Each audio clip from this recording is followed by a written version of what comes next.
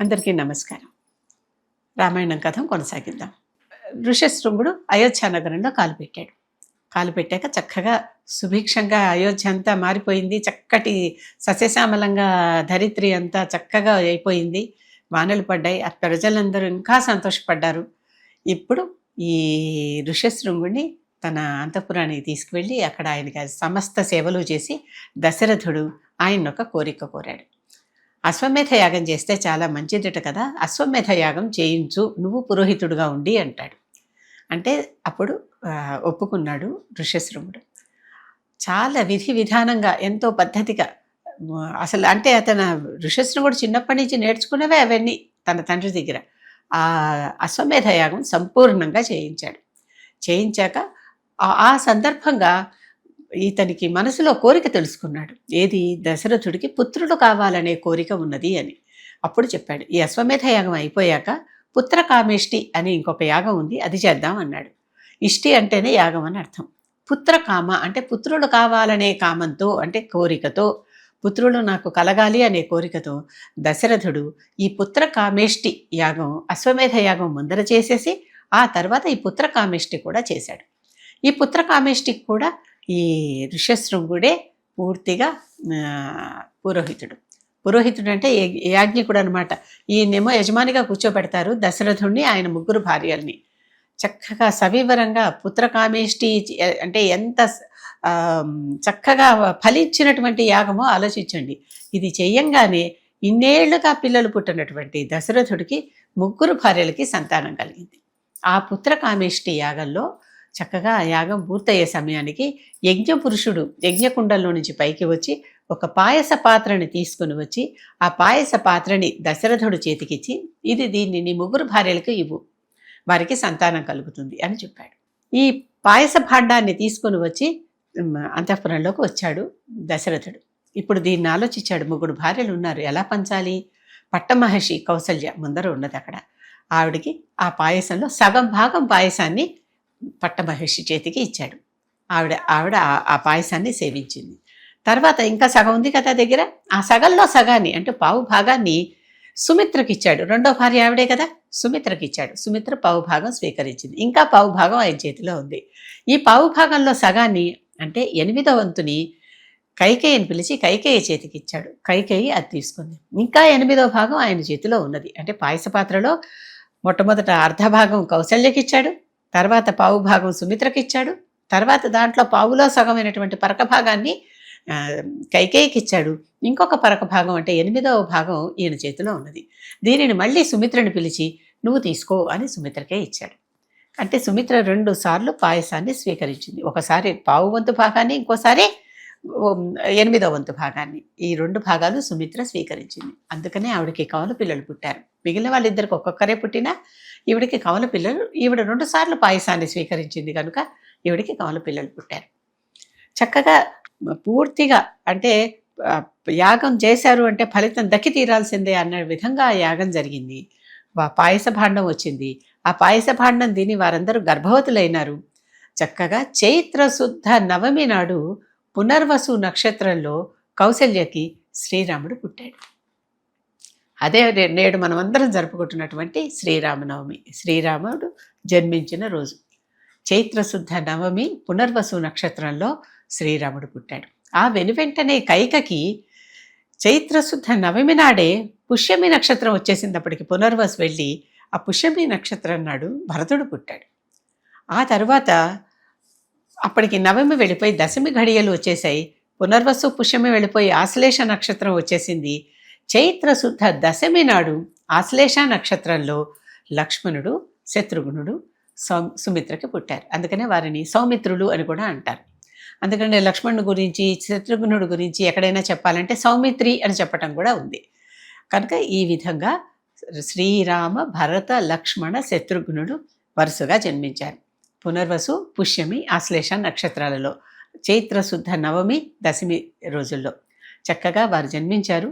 దినదిన ప్రవర్ధమానమై పెరుగుతున్నారు. ఎంత ఆనందపడిపోయాడంటే దశరథుడు, అసలు ఒక్కడే పుత్రుడు లేడనుకుంటుంటే ఒక్కసారిగా 4 పుత్రులు. అంటే 4 సార్లు ఆయనకి ఒకటి అడిగితే 4 వరాలు వచ్చినట్టు అయిపోయినాయి. నలుగురు కూడా అత్యద్భుతమైన సౌందర్య రాశులు. వారి అందం కానీ, వారి గుణగణాలు కానీ చెప్పనలవి కానివి. నలుగురు కలిసి ఎంత చక్కగా ఉండేవారంటే కలిసి ఒక్కటిగానే, నలుగురుగా లేకుండా ఒక్కరిగానే ఉన్నట్లుగానే ఒకే ప్రాణంలాగా ఉండేవారు. ఇక్కడ ఒక చిన్న మాట చెప్తా. ఇది రామావతారం, దశావతారాల్లో ఒక అవతారం. రావణాసురుడు అనేటటువంటి ఒక రాక్షసుడిని నిర్జించటానికి వచ్చినటువంటి అవతారం అని చెప్పుకుంటున్నాం. కానీ ఇది ఎక్కడ మనకి ఈ రామాయణంలో ఎక్కడ ఈ విషయాన్ని ఉటంకించరు, దీన్ని చెప్పరు. ఎందుకంటే దానికి ఒక మళ్ళీ వేరే గాథ ఉంది. ఆ గాథ ఏమిటి? విష్ణుమూర్తి రావణాసురుడి కష్టాలు పెట్టడం, బాధలు పెట్టడం ఎక్కువైపోతే అందరూ కలిసి విష్ణుమూర్తి దగ్గరికి వెళ్ళి మమ్మల్ని ఈ రాక్షసుడి నుంచి రక్షించు అని వేడుకున్నప్పుడు రాముడు నేను వస్తాను, రక్షిస్తాను. కానీ రావణాసురుడు బ్రహ్మని అడిగినటువంటి వరాల్లో నరవానరులతో తప్ప ఇంకా ఎవరితోనూ నేను చావను అని అడిగాడు. కనుక మేము నరులుగా నేను వస్తాను, మీరందరూ దేవతలందరూ వానరులుగా పుట్టండి. వానరులు అంటే వానంలో చరించేవారు. వానరులుగా పుట్టండి, మనమందరం కలిసి రావణ సంహారం చేద్దాం అని చెప్పాడు రాముడు. అంటే విష్ణువు అప్పుడు చెప్పాక వీరందరూ ఆ రూపంలో వచ్చారు. ఈ విష్ణుమూర్తే 4 రూపాల్లో వచ్చాడు. అంటే విష్ణుమూర్తి శ్రీరాముడుగాను, స్వయంగా ఆదిశేషువు పాన్పు లక్ష్మణుడుగాను, శంఖచక్రాలు భరత శత్రుఘ్నులుగాను వచ్చాయని మనం చెప్పుకుంటాం. ఈ రూపంలో అందరూ కలిపి ఒకటే మూర్తి కనుక ఇదంతా కలిపి ఒక్కటిగానే ఉండటం వాళ్ళు మొదలుపెట్టారు. శరీరాలు 4 కానీ ప్రాణం ఒకటే అన్నట్లుగా ఒక్కటిగానే నలుగురిలో ఏ ఒక్క భేదం లేకుండా, పెద్దవాడు కనుక అన్నని అందరూ గౌరవిస్తూ మర్యాదనిస్తూ అన్న చెప్పిన మాట వింటూ, మరియు అన్న స్నేహితుడు అన్ని అంత చక్కగా, సఖుడు కూడానమాట. అంత చక్కగా ఈ నలుగురు చిన్న కొద్ది గంటల సమయం భేదమే కదా అందరి మధ్యన. కనుక ఈ నలుగురు కూడా ఎంతో సఖ్యంగా, ఎంతో ప్రేమగా, ఆపేక్షగా పెరుగుతూ వచ్చారు కలిసి. వశిష్ఠుడు వారి కులగురువు. అంతేకాదు ఈయనకి రాజపురోహితుడు కూడాను అక్కడ అయోధ్య నగరంలో. ఈ వశిష్ఠుడి దగ్గర గురుకులంలో ఈ నలుగురు పిల్లలకి విద్యాభ్యాసం చెప్పించారు. మొట్టమొదటి గురువు అంటే ఇటు మంత్రికి వాళ్ళకి కులగురువు ఆయనే, రాజగురువు ఆయనే, విద్యాగురువు ఆయనే. వశిష్ఠుడు వీరికి ధనుర్వేద విద్య అన్నీ అసలు ఒకటి కాదు, ఎన్నో విద్యలు చాలా చక్కగా వివరంగా వీళ్ళకి నేర్పించాడు. నలుగురికి కూడా సమానంగా చక్కగా, ఇష్టంగా, ప్రేమగా. ఎందుకంటే ఈ నలుగురు ఎంత ముద్దుగా ఉండేవారంటే వాళ్ళని చూస్తేనే అసలు అందరికీ ప్రియదర్శన అనేటటువంటి ఒక లక్షణం ఉన్నది రాముడికి అని ముందరే చెప్పుకున్నాం. నారదుడు అడిగినటువంటి 16 లక్షణాలలో ప్రియదర్శన అంటే చూడంగానే ప్రియాన్ని కూర్చాలట అవతల వాళ్ళకి. అబ్బా ఎంత బాగున్నాడు ఈ పిల్లవాడు అని అనిపించాలన్నమాట. ఎంత ముద్దుగా ఉన్నాడు, ఎంత అందంగా ఉన్నాడు, ఎంత చక్కగా ఉన్నాడు, ఎంత బుద్ధిమంతుడు అని చూడంగానే ప్రియంగా కూర్చాలి అవతల వాళ్ళకి, చూసిన వారికి. అటువంటి వాడనమాట రాముడు. ఆ లక్షణాలన్నీ మిగిలిన ముగ్గురికి కూడా ఉన్నాయి. చక్కగా ఆ రూపంలో వచ్చినటువంటి శ్రీరామ భరత లక్ష్మణ శత్రుఘ్నులని చక్కగా విద్యాభ్యాసం పూర్తి గావించి 9 ఏళ్ళు అయిన తర్వాత తిరిగి మళ్ళీ అంతఃపురంలోకి ప్రవేశపెట్టాడు వశిష్ఠుడు. అక్కడి నుంచి 16 ఏళ్ళు, అంటే 16 ఏళ్ళు వచ్చిన దాకా, అంటే ఇంకెన్నాళ్ళు ఆ పైన ఇంకొద్ది రోజులు 7 ఏళ్ళ పాటు చక్కగా ఈ రామ భరత లక్ష్మణ శత్రుఘ్నుడు చక్కగా అయోధ్యలో హాయిగా సుఖంగా ఉన్నారు. రాముడికి ఎక్కువగా లక్ష్మణుడు అలవాటు పడ్డాడు, భరతుడికి ఎక్కువగా శత్రుఘ్నుడు అలవాటు పడ్డాడు. భరతుడికి అక్కడ కేకయ దేశంలో కూడా భరతుడు అంటే చాలా ప్రీతి. కైకేయికి పుట్టిన పిల్లాడు కదా, అక్కడ మాతామహుల ఇల్లు. భరతుడిని వాళ్ళు అప్పుడప్పుడు తీసుకెళ్తూ ఉండేవాళ్ళు వాళ్ళ ఇంటికి. తీసుకెళ్తూ ఉంటే భరతుడితో పాటు శత్రుఘ్నుడిని కూడా భరతుడు తీసుకెళ్ళిపోయేవాడు. నువ్వు ఉండాలి నాతో పాటు, నువ్వు లేకపోతే నాకు ఎట్లా అని భరతుడిని కూడా తీసుకెళ్ళిపోయేవాడు, శత్రుఘ్నుడిని కూడా. కనుక భరత శత్రుఘ్నుడు ఎప్పుడు కలిసిమెలిసే ఉంటూ ఉండేవాడు. అలాగే ఇక్కడ రామలక్ష్మణులు, ఈ రామలక్ష్మణులు కూడా ఎప్పుడూ ఒకరికొకరు ఎప్పుడూ వేరైపోరు. చిట్ట చివరికి లక్ష్మణుడు దేహం వదిలేసిన దాకా కూడా ఈ రామలక్ష్మణులు కలిసే ఉన్నారు, భరత శత్రుఘ్నులు కూడా కలిసే ఉన్నారు. ఇంత చక్కగా కలిసిమెలిసి ఐకమత్యంగా ఉన్న అన్నదమ్ములకి వీళ్ళే నిదర్శనం. రామాయణంలో గొప్ప అన్నదమ్ములు ఎవరైనా ఉన్నారా? అన్నదమ్ములు ఎవరు అని చెప్పుకోవాలంటే రామాయణం ఎన్నిటికో ఆదర్శం.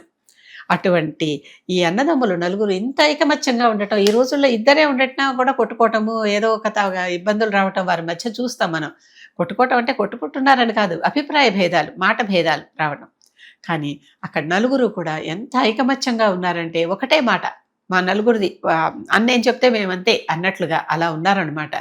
కనుక ఎప్పుడు నలుగురు అంత ఒక కలగలిసినటువంటి ఒక చక్కటి సమూహంలాగా ఉండి నలుగురు ప్రజలందరికీ ప్రీతి కూర్చారు. ఈ వీళ్ళకి 16 ఏళ్ళు వచ్చాయి. ఈ 16 ఏళ్ళు వచ్చినప్పుడు అప్పుడు ఉన్నట్లుండి అక్కడికి విశ్వామిత్రుడు వచ్చాడు ఒకరోజు దశరథ సభకి.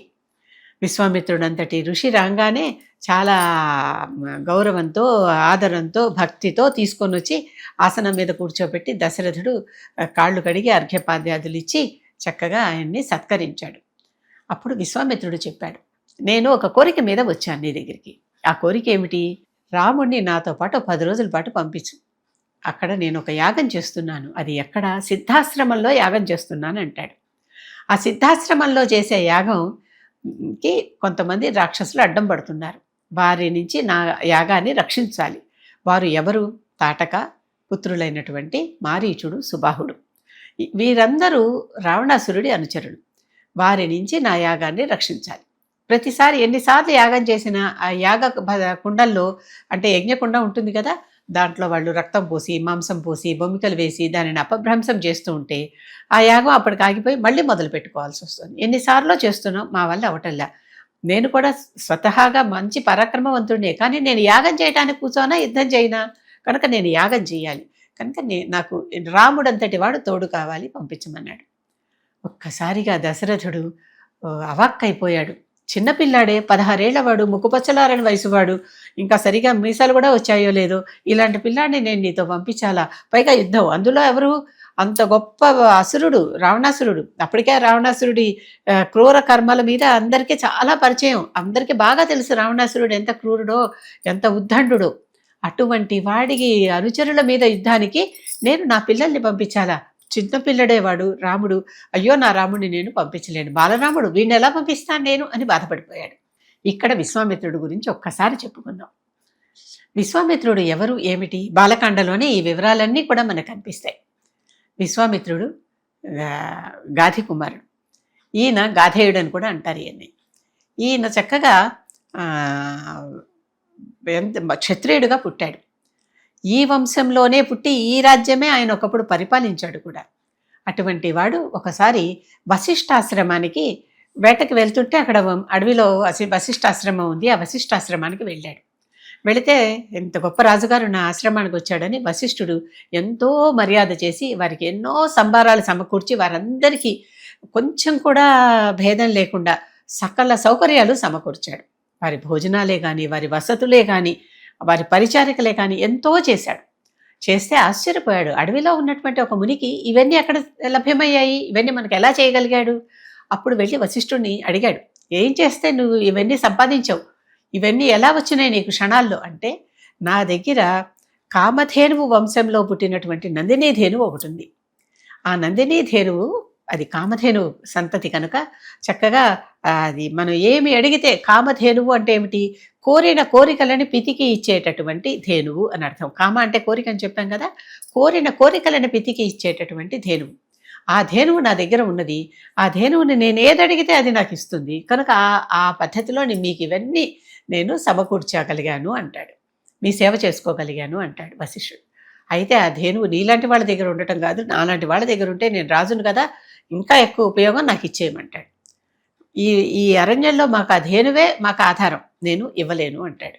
ఇవ్వలేను అనేసరికి కోపం వచ్చేస్తుంది. కోపం వచ్చి ఏమైనా సరే ఆ ధేనువును బలవంతంగా లాక్కుపోదాం రండి అని ధేనువుని బలవంతంగా లాక్కురావటానికి విశ్వామిత్రుడు సన్నాహం చేస్తాడు.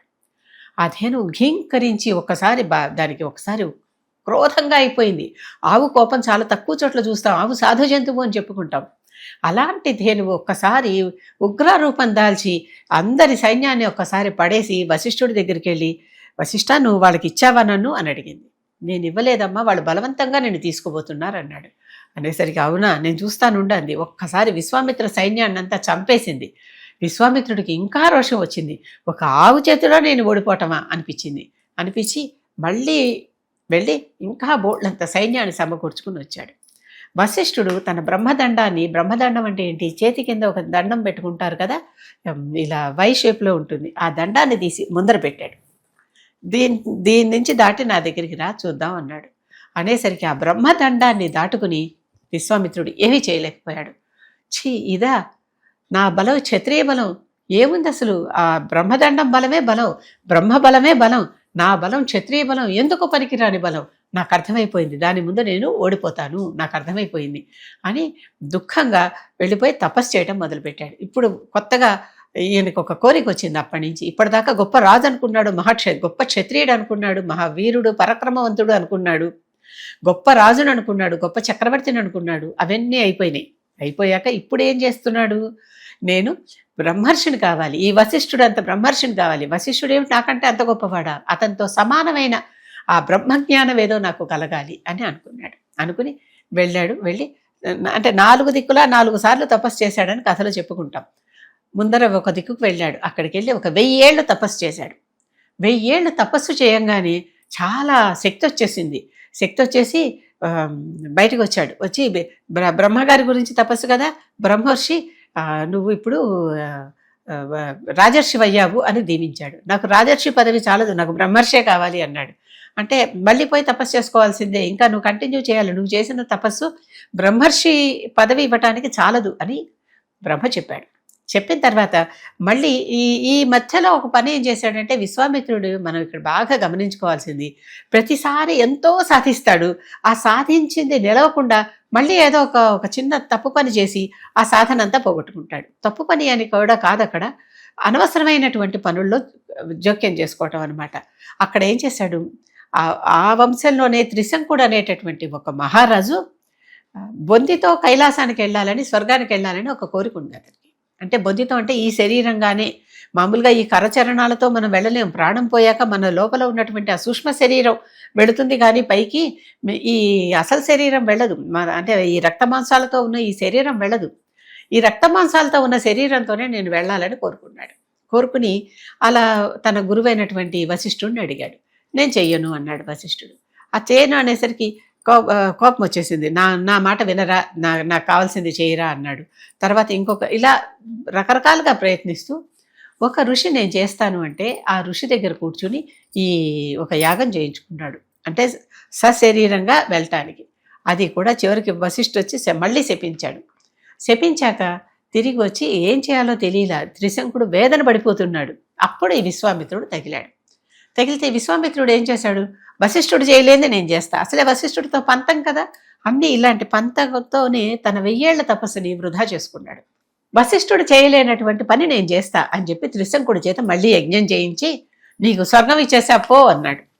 వెళ్ళిపోతే తన స్వర్గానికి వెళ్ళిపోతున్నాడు ఈ శరీరంతోనే త్రిశంకుడు. ఆ పైన దేవేంద్రుడు ఉన్నాడు, ఆయన కదా స్వర్గాధిపతి, నీకు పైకి రక్తమాంస శరీరంతో రావడానికి యోగ్యత లేదు పో అని మళ్ళీ కిందకి తోసేశాడు. అప్పుడు తిరిగి తల్లకింతులుగా త్రిశంకుడు కింద పడిపోతున్నాడు. పడిపోతూ విశ్వామిత్ర రక్షించు, నన్ను పైనుంచి వాళ్ళు నన్ను అనుమతి ఇవ్వలేదు, కిందకు తోసేశారు అని అరుస్తాడు. వేడుకుంటూ ఉంటాడు, బాధపడుతూ ఉంటాడు. అప్పుడు త్రిశంకుడిని విశ్వామిత్రుడు అక్కడ ఆగు అంటాడు. అలా తల్లకిందులుగా వేళ్లాడుతూ త్రిశంకుడు ఒక చోట ఆగిపోయాడు. ఆగిపోయినటువంటి త్రిశంకుడిని ఆ చుట్టుపక్కలంతా ఒక స్వర్గాన్ని సృష్టించాడు. తల్లకిందుల స్వర్గమే అంటే త్రిశంకుకు మాత్రం అది చక్కగా తన స్వర్గంలోనే ఉన్నట్లుగా భావం చెందుతూ ఉంటాడు. కానీ అక్కడ అదంతా విశ్వామిత్ర సృష్టి అనే పేరు కూడా అందుకే వచ్చింది. ఏదైతే లేదో దానిని సృష్టించటాన్ని విశ్వామిత్ర సృష్టి అనే పదం మనకి ఇప్పుడు ఈనాటికి అది అలవాటైపోయింది. ఆ విశ్వామిత్ర సృష్టి చేసి అక్కడ ఒక తల్లకిందుల స్వర్గాన్ని సృష్టించాడు. దాన్నే త్రిశంకు స్వర్గం అంటారు. ఎవరైనా స్వర్గంలో లేకుండా కూడా, అంటే వాళ్ళు లేనటువంటి భావనలో వాళ్ళు ఊహిస్తూ తిరుగుతూ ఉంటే వాడు త్రిశంకు స్వర్గంలో ఉన్నాడు అనే మాటలు కూడా మనకు ప్రచారంలో అలవాటు పడిపోయినాయి. అటువంటి త్రిశంకు స్వర్గాన్ని సృష్టించటానికి, ఈ త్రిశంకుడిని పైకి పంపించడానికి తన తపశ్శక్తి అంతా ధారపోశాడు. మళ్ళీ తపశ్శక్తి అంతా క్షీణించిపోయింది. మళ్ళీ ఇంకో దిక్కుకు వెళ్ళి మళ్ళీ కూర్చుని 1000 ఏళ్ళు తపస్సు చేశాడు. ఈసారి మళ్ళీ కూడా బ్రహ్మ విశ్వామిత్రుడికి దర్శనమిచ్చాడు. ఇచ్చి ఇక నుంచి నువ్వు ఋషివయ్యావు పో అన్నాడు. ఋషివయ్యావు పో అనగానే సంతోషమే, కానీ నాకు ఋషిత్వం చాలదు, నేను బ్రహ్మర్షి కావాలి, కనుక నాకు ఇంకొంచెం సమయం కావాల్సిందే అన్నాడు. అప్పటికి 2000 సంవత్సరాల తపస్సు అయింది. దీని గురించి తర్వాత మిగిలిన తపస్సు గురించి, విశ్వామిత్రుడు తపస్సు గురించి ముందర భాగంలో చెప్పుకుందాం.